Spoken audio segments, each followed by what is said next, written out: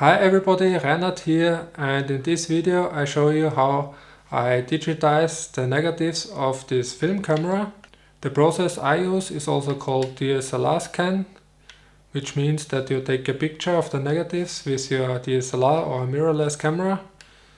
Another method would be to use a scanner, but I use my D500 with the Sigma 105mm macro lens. And to do this you need some tools. First is a pair of scissors to cut the film into pieces, and then you need some kind of film holder or film mask. I use this from a company called Digitise, and this holds the film very flat, which is necessary to get a nice picture that is sharp everywhere. Then you need some kind of light pad. I use a very cheap one from Amazon, and this is necessary because you need to light the negative from the bottom. There are many different kinds of holders and copy stands available on the market, but usually they are very expensive and I also don't do it that often, so I just use my tripod. And what also could be useful is a pair of lint-free gloves to avoid fingerprints. And what you also need is a rocket blower, something like that, to blow the dust away. If you don't use gloves, you have to be very careful that you don't leave any fingerprints on the film. So the first step when I finish a film with this camera is I bring it to a small shop in Graz, which is called Photo Baldur. And usually it just takes one day to get the negatives. And the first step when I come home again is I take a pair of scissors and cut the whole film into 4 stripes with 3 pictures each.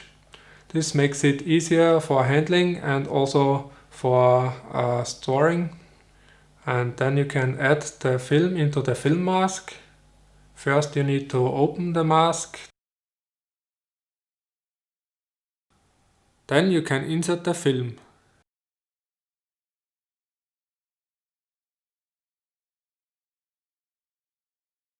Then you use the middle part in it, which is magnetic, and then you close it. After that everything is flat, and then you can remove the middle part again and then remove the metal base plate, and then you just have the mask with the film in it, very flat. Now you have to be sure that there is no dust on it. So what I use is this blower. I use it on both sides, and not forget that the light pad also has to be very clean. If you forget this step, you could end up having a lot of troubles removing hair and dust in post.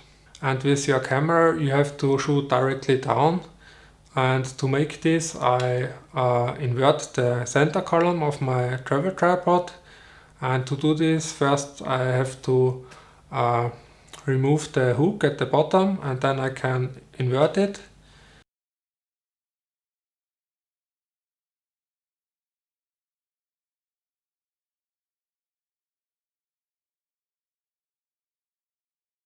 When this is done, you can mount your camera.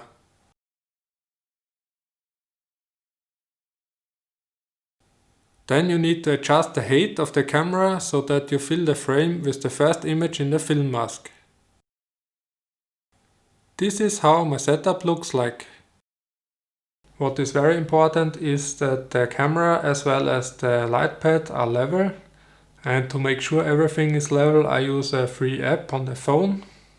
Settings wise I use f8, ISO 100 and 1/5 of a second, and this gives me then 2/3 of overexposure, which is okay.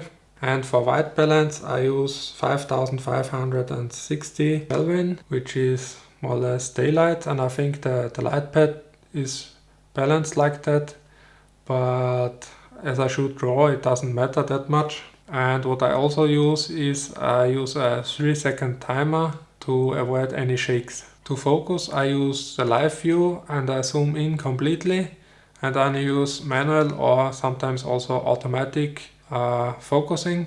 Usually automatic focus works really well, and then I just take the picture. If I'm done with the first image, I just move the film mask or the complete light pad to the second image, and I do this image by image. If the film is complete, I remove the stripe and do the next one, and I do this for all 12 pictures. And then I go to the PC. To convert and edit the pictures, I use Lightroom and a paid plugin called Negativ Lab Pro, which is a really awesome software. I'll show you in a minute.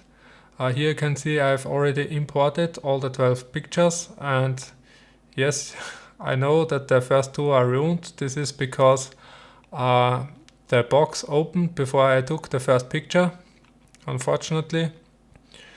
And you can also see that maybe you don't know it, but some of the pictures are flipped left to right.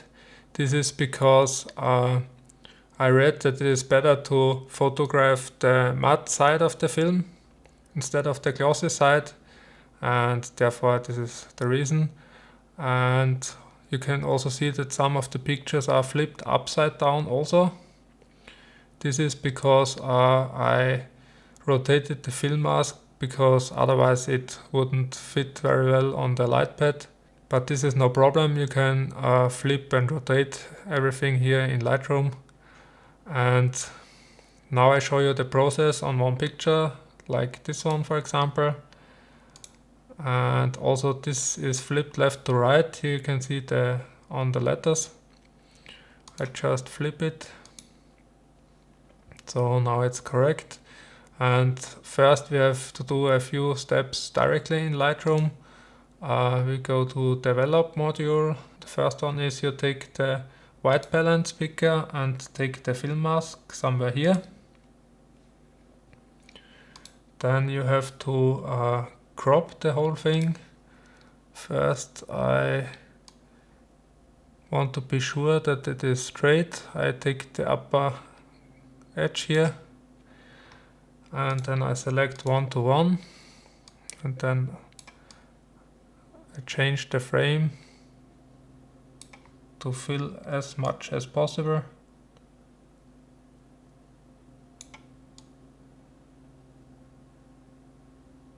Something like that. Okay. So here is the picture I want to have, and I want to convert. So now I start this plugin, Negativ Lab Pro. And also when you start this, you also notice the colors changed again.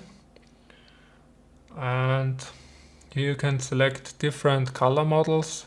Usually I use the Frontier, or however it is pronounced, this one. And the rest I keep at the default values, and I say convert negatives. Then the software is doing its magic.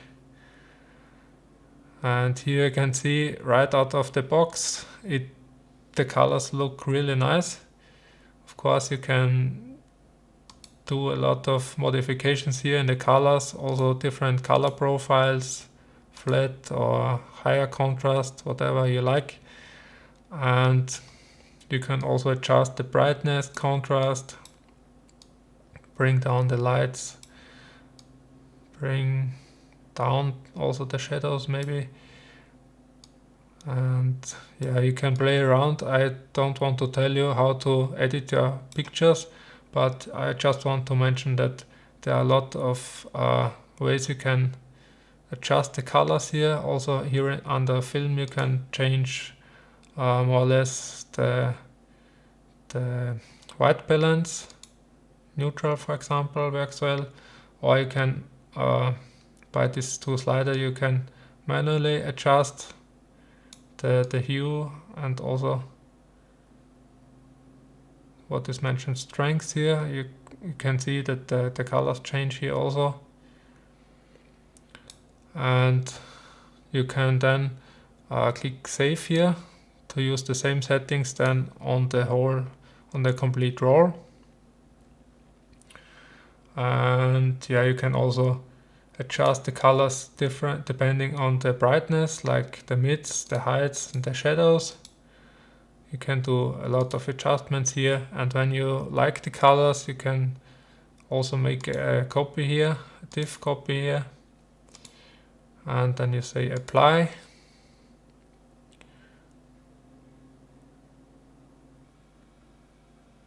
And the only thing that is left is to remove any mistakes or hairs or dust particles. Those you can use the repair tool.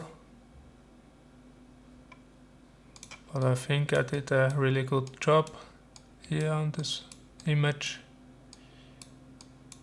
Almost nothing to remove. It's really good quality. Maybe here a small spot.